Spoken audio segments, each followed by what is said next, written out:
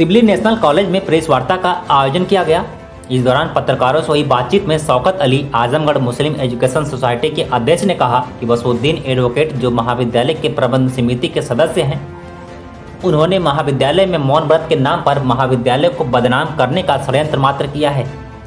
क्योंकि वह महाविद्यालय के प्रबंध समिति के सदस्य हैं, अतः उन्हें किसी भी प्रकार की अनियमितता के विरुद्ध सर्वप्रथम प्रबंध समिति की मीटिंग में तथ्यों के साथ प्रस्तुत कर उचित कार्यवाही हेतु निर्णय लेने का अधिकार है। परंतु उन्होंने वैधानिक लोगों का तरीका छोड़ते हुए सिर्फ दिखावा करने हेतु महाविद्यालय की गरिमा को ठेस पहुंचाने के उद्देश्य से मौन व्रत का कार्यक्रम किया है। उक्त तथ्यों के आधार पर उनकी मांगों के संबंध में निम्न बिंदुओं को ध्यान में रखना अति आवश्यक है कि श्रीमती इफ़त जहां पब्लिक डिग्री कॉलेज खानका सरामीन आजमगढ़ में एक शिक्षिका के तौर पर अनुमोदित हैं, जिसके कारण यहां महाविद्यालय में उनकी कक्षाओं का संचालन सुचारू रूप से नहीं हो पा रहा था और वह आए दिन कक्षा में उपस्थित नहीं हो पाती थी। उनको हटाने का उद्देश्य केवल दोनों महाविद्यालय की कक्षाओं का सुचारू रूप से संचालन है। 2019 में प्रबंध समिति द्वारा चयनित प्रस्तावित 14 सहायक प्रोफेसर पद की नियुक्ति की गई थी और इस नियुक्ति के लिए महाविद्यालय की वर्तमान प्रबंध समिति प्रयासरत है और यदि विश्वविद्यालय द्वारा उक्त पदों पर नियुक्ति का अनुमोदन मिल जाता है तो प्रबंध समिति उनकी ज्वाइनिंग यथाशीघ्र कराने का प्रयास करेगी।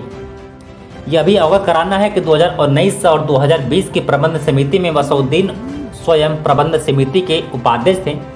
इन्होंने 14 चयनित सहायक प्रोफेसर का विश्वविद्यालय से अनुमोदन नहीं कराया है, जबकि हमारी प्रबंध समिति प्रयास कर रही है। जांच का आशय किसी भी निर्दोष व्यक्ति पर लगे आरोप को तथ्यों के साथ हटाना भी होता है। प्रबंध समिति ने बिल्कुल निष्पक्ष होकर यदि कोई शिकायत जिसकी जांच होने का पर्याप्त आधार मौजूद हो, सभी शिकायतों को जांच कर सही तथ्य सामने लाने का प्रयास किया है। महाविद्यालय में शिक्षा की गुणवत्ता में वृद्धि करने के उद्देश्य से दैनिक वेतनभोगी शिक्षकों की नियुक्ति में यथाचित कार्यवाही की जा रही है ताकि संस्था और छात्र में केवल अच्छे एवं यूजीसी मानकों के आधार पर अर्ह शिक्षकों की नियुक्ति की जा सके।